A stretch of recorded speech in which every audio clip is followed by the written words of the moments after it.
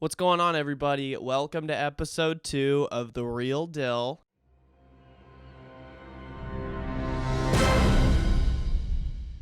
I'm your host, Dylan Collins, and I'm happy to have you guys here. Welcome once again. We're gonna get straight into it. Trump fucking lost, dude. He lost. And I know a lot of you expected him to lose, and that's kind of ridiculous because I expected him to lose in 2016, but he fucking won. He won. And we had to go through 4 years of that shit, but now he lost. And is he gonna step down? This is being recorded Tuesday? We're a week away from the election. And the president, who has lost the election, still has not stepped down. Pretty bananas. Pretty unprecedented in my lifetime. But I'm not surprised. Are you? You're surprised? That's what gets me about people that are, hate Trump. They're always surprised by what he does. They're like, it's unbelievable. Can you believe what this guy is doing? Yeah, I can. I mean, have you not seen everything else he's done? This is what set it over the top? Really? People were just as mad before he was elected as they are now. I think less so, in a way. I know I am.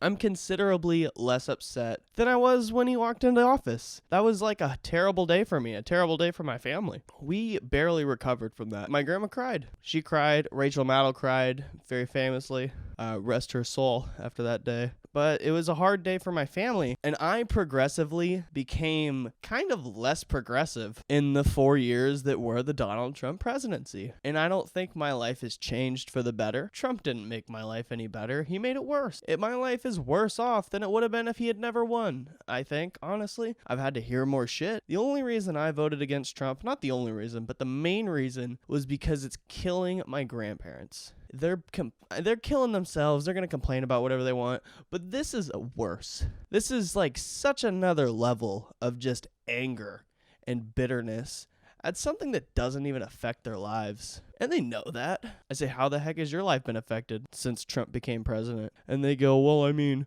they don't really have an answer. Just because he's an asshole. Because he's an asshole. And he is an asshole. And that's not really a reason to give a shit, in my opinion. We're just citizens. We're all going to die soon. And nobody's going to remember us.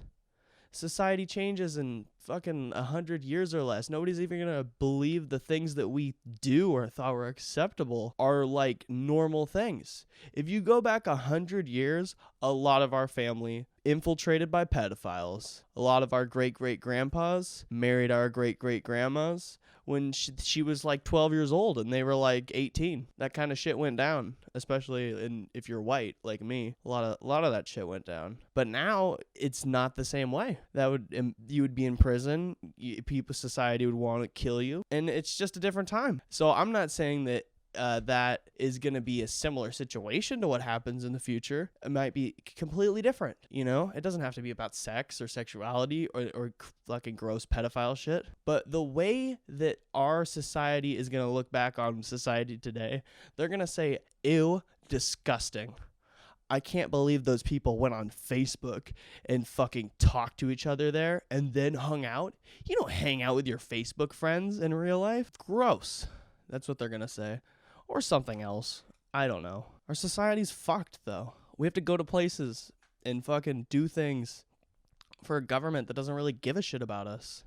You know, you have to go to the DMV and file so many goddamn pieces of paperwork just to fucking drive, man. Just to drive. And I'll never be back on the road. I have 2 DUIs. Not proud of that, but I do bring it up a lot. I don't know. Maybe I am proud of it in a way. Maybe it's like an accomplishment for me. But it's an important part of my life, man. It's really affected my life, you know? I bring it up in the same way I'd bring up if I got stabbed. I'd be like, yeah, well, I was fucking stabbed. You know, it was a very traumatic part of my life.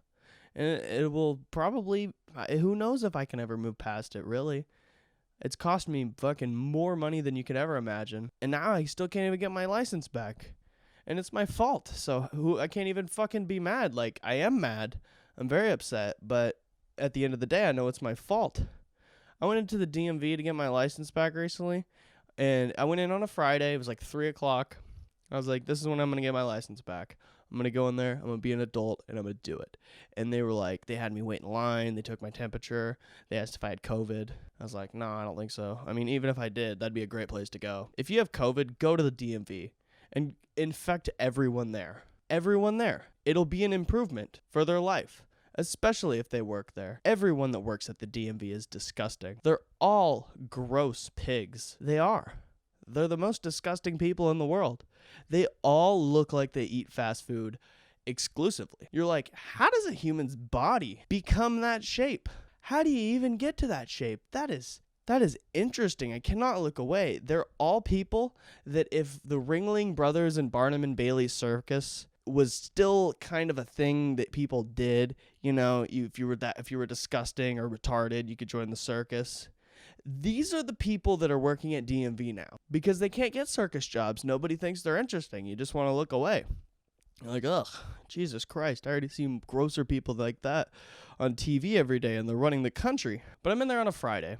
It's 3:00 and I go through all their processes and I get to the front and they tell me getting my license reinstated is not an essential service due to the coronavirus pandemic. This is where we're at with the coronavirus pandemic. It's just an excuse for people not to work. They're like, oh, we don't feel like processing your shit today, sir. Sorry, the coronavirus pandemic is the reason. They'll put you on hold. The hold wait time may be longer than usual because of the coronavirus pandemic. Are we fucking kidding me right now? Are we fucking kidding me? This is a government-run agency, okay?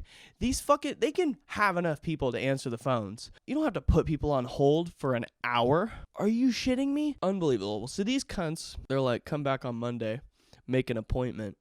So anyway, I come back on Monday. And I go through their whole fucking process again. And I get to the fucking front. They're like, oh, yeah, finally, you're here. You're going to get your license back. I go through all the shit. And they spelled my fucking name wrong on this document. And it wasn't even acceptably wrong. People that are named Dylan understand about getting your name spelled wrong.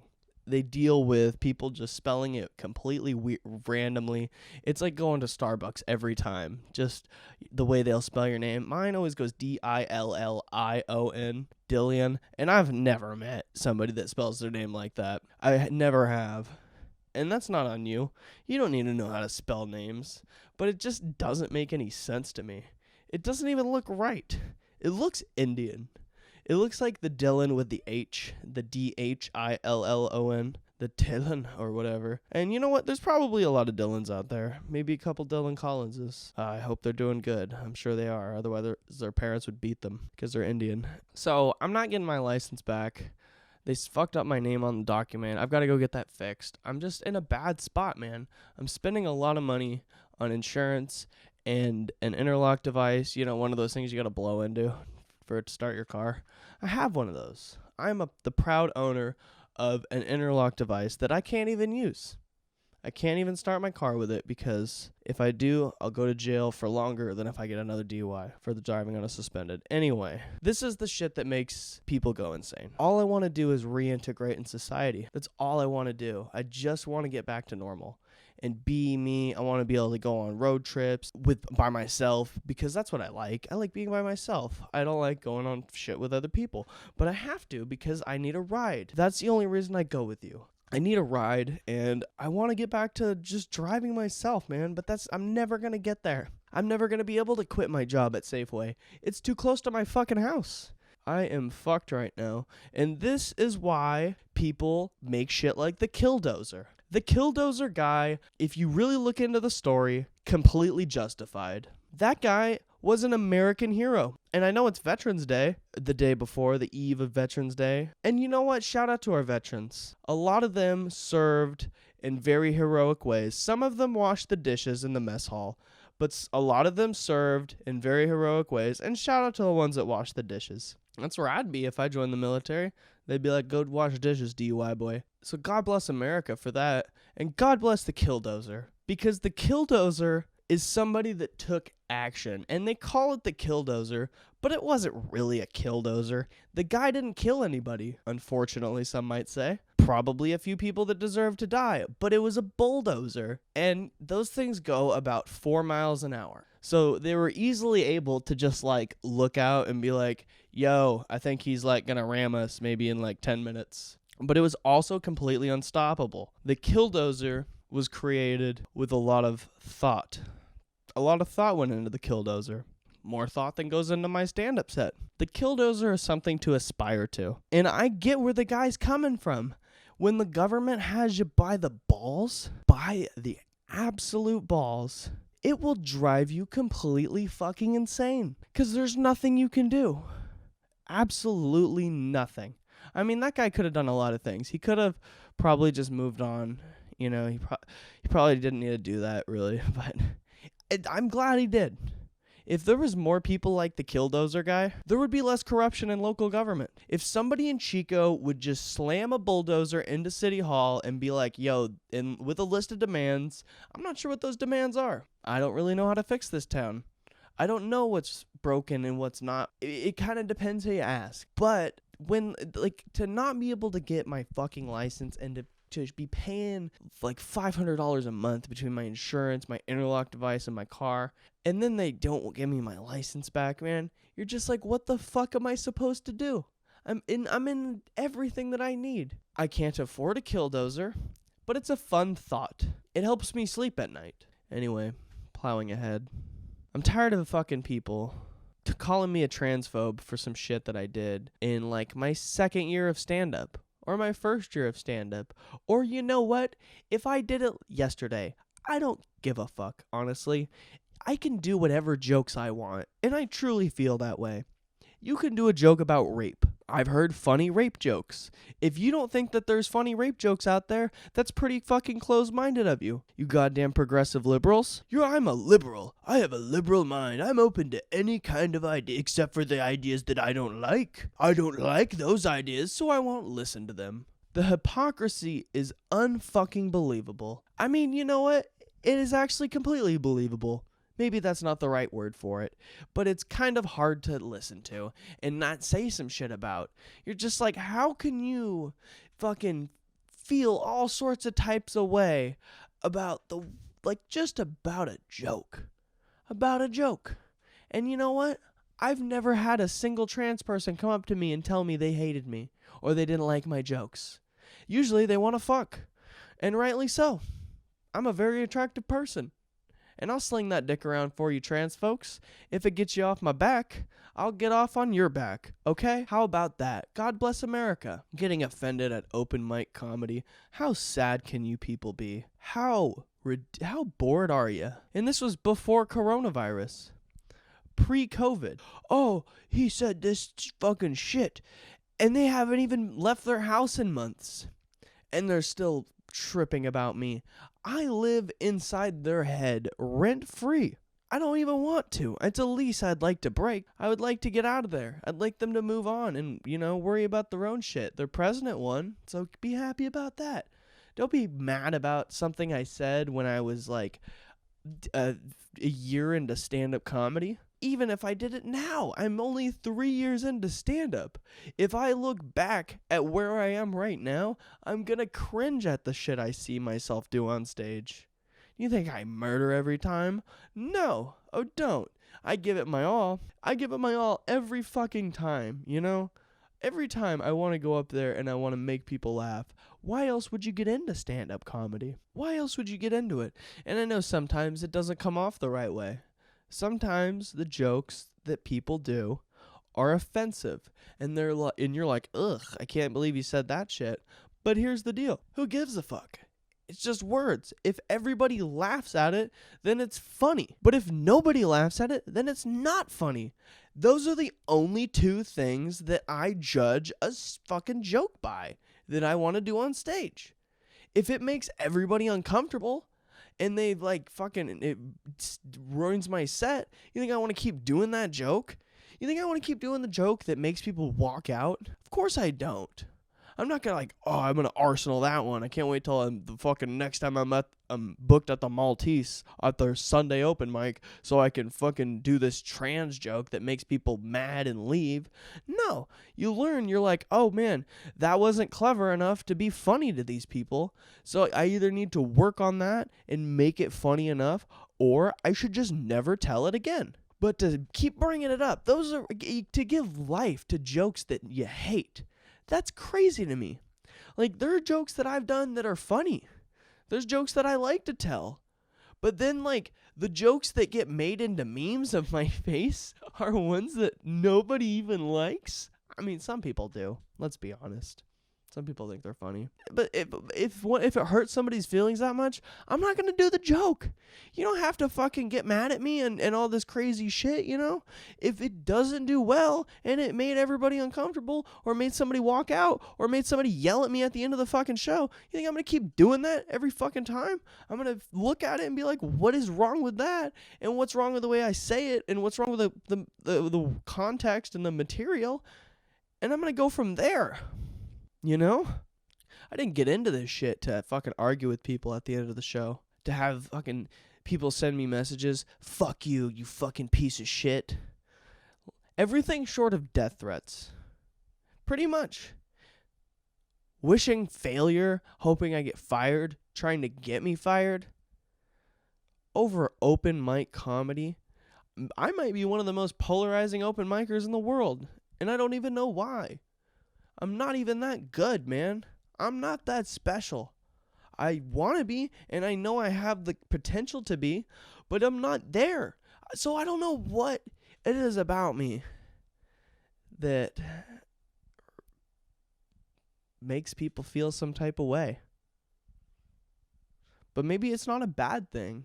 Maybe that's a blessing. Maybe that's one of the best things that I even have going for me at this point. In a way, my voice, my opinions carry a lot of weight in my stupid little town of Chico, California, amongst a certain crowd, which is everything that I really wanted when I got into this in a certain way. I mean, you never really get everything the way you want. But there's no end game with these people. I've apologized for the trans joke. I did it like 5 times. And it wasn't even anything worth repeating, you know? I don't even think it ever got a good laugh. It never hit the room. The room, not even a little bit. Not the only laughs that ever got were fucking awkward laughs from the comedians in the back room that just fucking enjoy watching me fail and eat a dick. But that's the stuff that follows you, I know, and you gotta. It's a lesson in a way. You do have to choose your words very carefully. I'm not out there doing transgender jokes every night. I don't think I have done one in probably like a year or so, man. It might as well be. Like, the logic of these people is that if you have sex with a transgender woman, a man that decided they're a woman, if you have sex with their asshole and stroke their penis while you're fucking them, that you're not gay. You're just having sex with a woman. And that's just crazy logic. Okay? It just is. It's just crazy logic. I'm sorry if you can't bring that shit up at Thanksgiving and not get judged by the rest of the family. You're going to make your uncle uncomfortable. Somebody's going to say the N-word because you're at a white Thanksgiving and people are drinking. And then they're going to call you a faggot. And, I mean, you probably are at that point.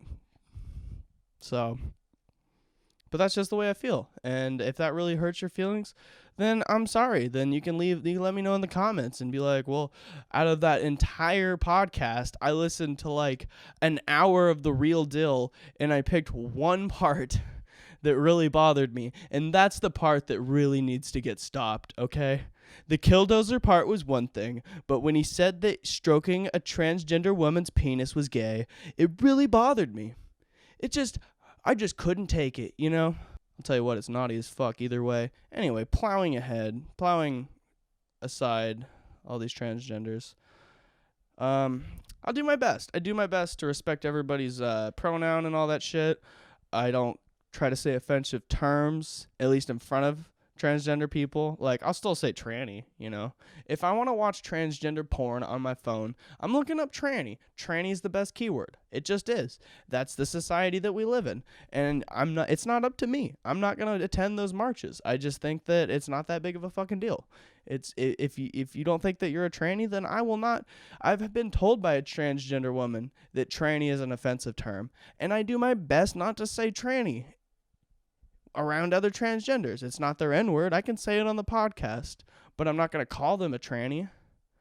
In my opinion, honestly, at this point, a transgender woman probably isn't a tranny. I think a tranny is just a slut that's doing it for porn. Just a straight guy. It's a straight guy that's putting a wig on and got some implants, and they're just going for the money. And God bless them. It's Veterans Day. God bless the trannies. We know we need them more than ever going into 2021. I just want to say, the people that hate on you, they're hating because they hate themselves. And they have to project their hate onto somebody else. That somebody else happens sometimes to be you. Sometimes it's me. And that's okay, because these people are losers. These are people that have no dreams. They have no dreams at all. So they're trying to attack somebody for their dreams. People wanting to attack me for my stand-up comedy is crazy. It's like if you were trying to attack somebody for bad karaoke. If you hate on stand-up comedy, you have way too much time on your hands. Especially amateur comedy night. Are you getting mad at karaoke night too? Do you go out to karaoke night and just watch and be like, oh my God, this person is terrible. They're horrible. That's the same thing. No stand-up comedian is like intentionally trying to fuck your night over. Just like no bad karaoke person is trying to ruin anybody's night. They're doing it for them. And it's amateur night, you know? We're doing an open mic or something. So just let it go. If you hate somebody, maybe look at the people that perform around them. Just because those people are your friends, like, are they any better? Are these other people any better? At open mic night, 90% of the people are gonna suck. Because most people suck. That's just kind of the way it is. And of course, like, when you graduate to a better level of comedy, if you're passed by clubs and you're actually working and making money doing stand-up comedy, you're going to have a completely different opinion of that because you're surrounded by people that are all good. I mean, they're not all good, but they all can make a room laugh. Whether they're a hack or you don't like them or don't think they're funny, that's subjective to you, just like comedy is subjective to everyone. Nobody is right. Nobody is right at like, oh, this person is not funny or this person is funny. The stand-up comedians that I get compared to kind of blows my mind. People will be like, you know, you're not Andrew Dice Clay. Where have I ever came off like Andrew Dice Clay? Like, I'm like, hickory dickory dock, the transgender bitch is sucking my cock. It's not gay, though, because she's a woman. The comparisons are just hacky and terrible. Just because you think that somebody's offensive. And Andrew Dice Clay is very offensive. Absolutely. I will never... That's not the hill I'm going to die on. Andrew Dice Clay's not that offensive, you know? What, you pushy or something? No, he was pretty offensive. But I've laughed at Andrew Dice Clay. I don't show Andrew Dice Clay to anybody. You know, you're not Anthony Jeselnik. Wouldn't it be great if I was, though? Wouldn't it be great? I wonder how many times Anthony Jeselnik was shit on his rise to stand-up comedy. Maybe less so. He was more of a writer than just a club comic, so everybody has their own path, man. We're all just trying to make it in this crazy industry that is entertainment. And I never wanted to be a part of the entertainment industry. I don't know. I just wanted to do stand-up comedy in small rooms and make people laugh and have them like me. That's why I can't wait until I finally make it for this shit.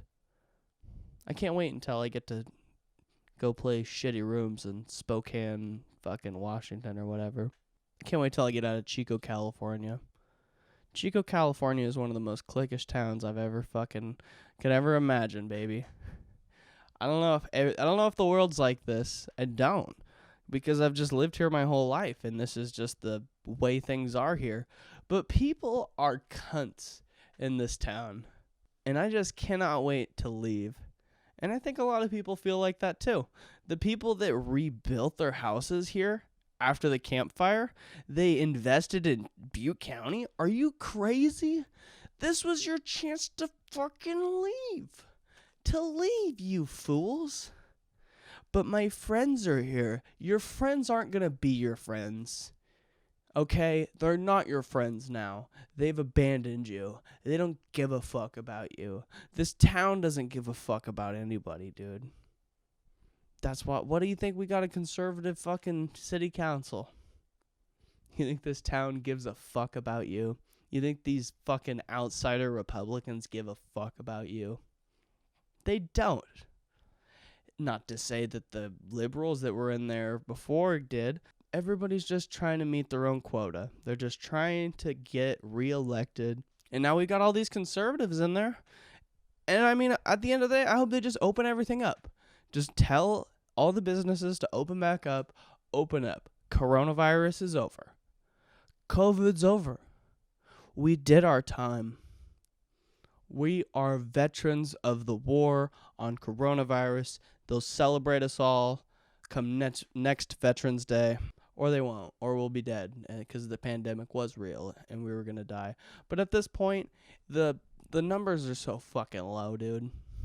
They're so low. But Dylan, 200,000 people have died. Out of how many Americans? What are we at, 500 million? 500,000? If you start looking at it, like, on with a little bit of reason behind the numbers you see, 200,000 Americans are not that many. 200,000 Americans probably deserve to die every day. That's how shitty the people that live in this country are. And look at some of them. They work at DMV. They run security for the perimeter. Like, just the shittiest people in the world. The most useless people. These are the people we're trying to protect. I know some of them are our grandparents, but maybe it's time for them to go too. I think my grandparents will survive the coronavirus pandemic. I'm not afraid for them. I don't want to bring it back here and risk it, but I don't think I ever am going to get coronavirus. I think that I've raw dogged the grocery store daily. I've done open mic. I've gone to Sacramento. I've done everything short of just infecting myself, and I haven't gotten coronavirus. And it's just not that big of a deal where I live. I'll leave it like that. Maybe if I was in New York City doing this shit, I would have gotten COVID by now, and I would have gotten their super strength strain of COVID that God unleashed to kill New Yorkers. Amen. But we're in California. God didn't want to kill us. He's like, dude, they're all going to leave anyway. Butte County's a piece of shit. We got to keep some of these people alive. They're getting tormented in Butte County. It's already hell. They're already in hell. So who cares? Let them live through this. Not that many people have died from COVID. And it's a big story when somebody does. They go, somebody without pre-existing conditions died. How disrespectful that gets to make a headline. Like we actually give a fuck. There are people rooting for more people to die of COVID just so it backs their stupid point of how important this pandemic is. And it's just not. The pandemic is fucking not that important. And if you got sick from COVID, sorry. What are you blaming me for it? I didn't give you COVID. I didn't create the pandemic. All right. Anyway, closing thoughts. I'd just like to thank you guys all for tuning in and listening to episode 2 of The Real Dill. It really means a lot. Anybody that's tuned in and fucking watched and fucks with me or hates me, whatever. You hate me, leave a little dislike down there. I still took a lot of your time, so that's fine by me. I love all of you, really, and I hope you guys stay safe this upcoming week. Don't die of COVID. Stay alive. I just need you to subscribe and shit. If you subscribe, you can die because I already have your subscription. But those of you that are still yet to subscribe and still on the verge of maybe subscribing, but tough it out. Tough it out. Think about it. And maybe you'll come to a conclusion that it's time to give in your soul to Dylan Collins. Maybe this podcast will be the Dylan Collins Manifesto someday. For now, it's the real Dill. This has been episode 2. I'm your host, Dylan Collins, as fucking always. And enjoy your day /night / whatever the fuck.